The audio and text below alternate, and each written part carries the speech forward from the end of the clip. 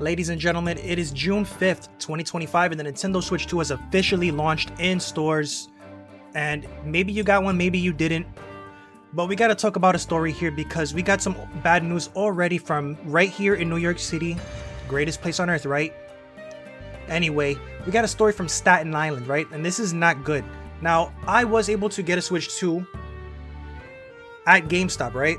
Basically, I walked over to my Gamestop store, I checked the sign the other day. Okay, they are gonna have walk-in units, and all right, here we go. So I got online at 3 o'clock. I was only maybe 30th in line. Took me an hour to get into the store, paid for my unit, went home, came back at 12, and that's where the bullshit began, right? Because at midnight, for some reason, it took way longer to pick up the console after it was already paid for it than it was lining up to pay for the console, which was total crap. And it turns out they basically numbered every single console. I got number 35. And once you paid for your console, they put a sticker on the receipt with a number that matches the unit on the box. That way they didn't accidentally oversell. Which sounds like a good idea, but GameStop, man, it was ridiculous.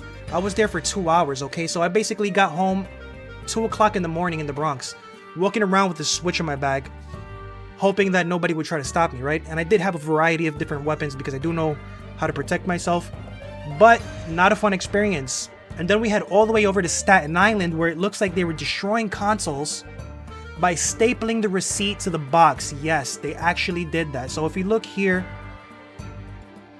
on Facebook, now this is from Kareem Jovian, right? And he posts, now I don't know if this is his unit, but he made a post here saying apparently one GameStop store utilized a stapler to attach receipts to the Switch 2 boxes, and the staple inadvertently damaged the screen. Another individual commented that their unit, along with others, were affected by the same store, and this is the store in Staten Island on Forest Avenue, where the bright geniuses over here decided to staple the receipt to the box, puncturing the glass screen, right? And this has happened to several people from the same Staten Island store number 6027.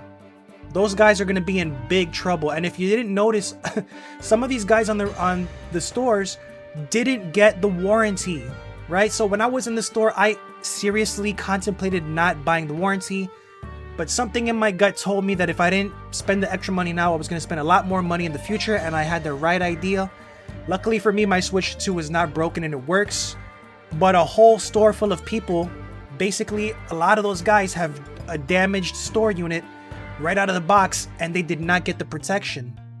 So if you look at the Switch 2 box here, this is a horribly packed box, right? This is terrible design. I don't remember how the Switch 2 box was. I mean, it was longer. But if we look here and flip this thing open, you'll see that there's nothing really in between where the Switch unit is, protecting it from the top of the box. It was just a very thin, foam cover that slides over every electronic device.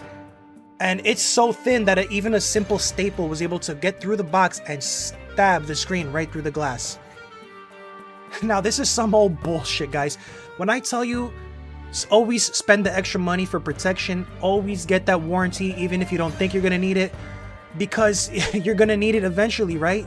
Everyone's saying that these things are going to become a brick, that Nintendo can brick your system. Well, maybe GameStop can break your system too, right? Now, fortunately, they will be able to still use it in the dock mode while they figure out how to get that warranty back. Or they might have to ship their unit in and not even be able to play it. But regardless, this is really bad for GameStop. Now, that GameStop launch was absolutely terrible. The reason I went to GameStop was because it's the closest store next to me. I was contemplating going to the Best Buy and Target in Union Square because there's one right next to it. There's a Target over here and a Best Buy right over there. But then I figured a lot of people were going to be going down there and it could be a disaster. So once I saw that I was able to purchase a Switch 2 at 3 o'clock in the afternoon, I didn't have to wait in line camping and get anxiety of whether or not I was going to get one after wasting hours sitting in line. But it was too good to be true, right? There had to be something there. And for me, it was the unnecessarily long waiting time, sitting in that line, waiting, even though I already paid for my unit. Fortunately, we did have police on standby, making sure that everybody was safe, that no one was going to come down the line and rob everybody. But oh my God, Staten Island, this is why we don't consider you a borough. This is why you get excluded This is why you're on the bottom of the chain. You know, it is what it is. But guys, this is really, really bad. You know, GameStop, they've got nothing left. I mean, they're pretty much going down the tubes. All they have left is Pokemon cards and the Switch 2 launch, and that's it. So I didn't buy any accessories. I tried to get a Switch 2 case. They didn't have any. I got a cheap one from Amazon for 15 bucks. Got a screen protector, and yes, I did get that warranty because, man, stuff like this happens all the time. Anyway, that's really bad, man. Let me know what you guys think. Is your unit intact? Is it working? Did it break? Hopefully not. Did you have a smooth experience? Was your pre-order canceled? Let me know in the comments down below. Make sure you like and subscribe. Check out my videos. Leave a super thanks if you're generous enough, and we'll catch you guys on the next one. Peace.